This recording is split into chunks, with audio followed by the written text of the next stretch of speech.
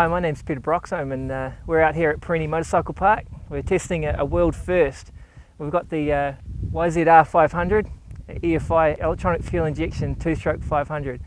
It's been shoehorned into a YZF 450 frame, and the normal 2-stroke carburetor is gone. It's disappeared, and so it's been replaced by electronic fuel injection. This is something that's never happened before. The way that it began is that Keith Patterson, he rides his bikes a lot, and he ended up blowing the engine on his Yamaha. And so he wanted to put a 500 into his 450 frame, but with a bit of a twist. He wanted to go fuel injection. So this is something that doesn't happen. All right, fuel injection on a 2-stroke. It's never been accomplished in the world that I understand of in a way that it really works. A fully functioning electronic fuel injection 2-stroke 500.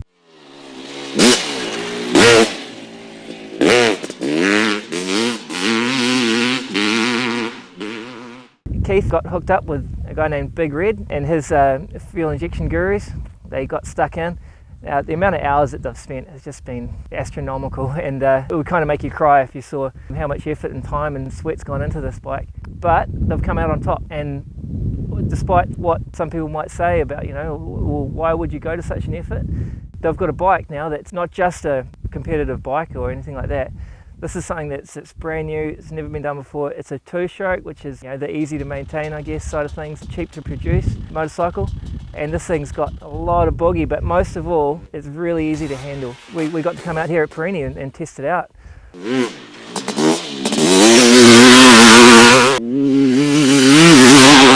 The coolest thing about this bike is that it's got this 500 engine in it, but it still feels just like a light 250 or something like that. It weighs about 105 kg wet, which is light for the high horsepower open bikes.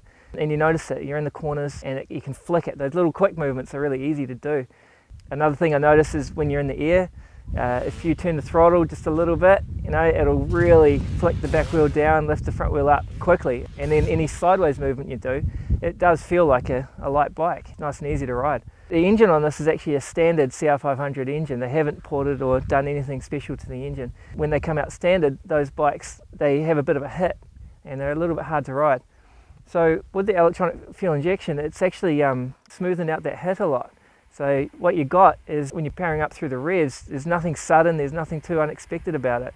Of course, if you want to go full throttle, then things are going to happen real fast. I never quite had the front wheel lift right up and launch me to the moon, but it felt like it's ready to do that.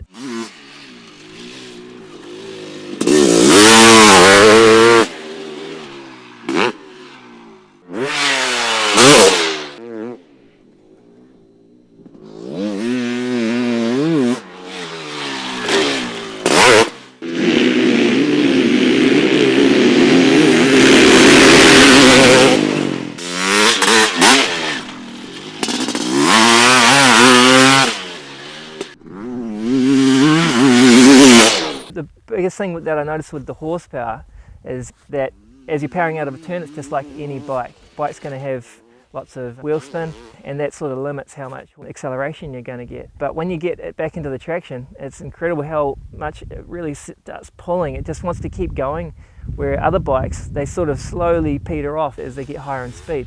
This thing doesn't seem to have that problem. You could be in 4th gear and you're still trying to keep the front wheel down like you would in 2nd on a normal bike. When we did a few starts with the other boys on the 450s, we were pretty even off the gate and for the first sort of half of the straight. But as soon as we got onto the traction and when Keith was riding it, he just tracked it away from me like really fast. That's what I noticed on the motocross track. Once you find a decent straight, you just change it up a gear and you just go. I loved it. It just kind of brings a grin to your face instantly, just whenever you see a straight.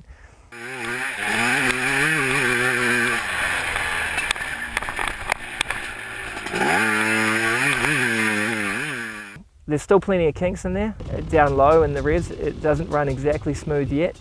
In saying that though, we made some adjustments even out here at the track with Big Red, and we just kept leaning things off and it just got better and better, especially once it gets hot. Once this bike was hot and we had it nice and lean, I didn't actually find any bogging or anything. The power was smooth the whole way through. As Big Red and Keith and any test riders that continue with testing, there's going to be improvements, you can guarantee it, and it's just going to make it smoother and better as they go. So we're definitely going to be back with this bike. The dream is to maybe be able to direct inject it.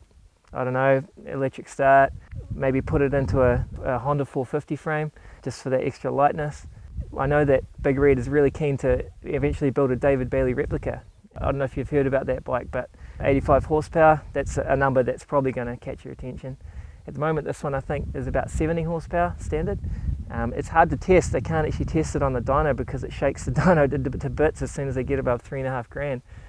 So you can imagine the potential that a concept like this has, and the fact that they've overcome all the opposition and they've got a bike that works and the electronic fuel injection. That's something that's going to get attention all over the world, you can guarantee that. So yeah, at the moment she's pretty top secret, and we're going to keep it that way with some of the more nitty-gritty things. But as to actual how it works, then that's right here for your viewing pleasure, and we're going to give you lots more as we get more.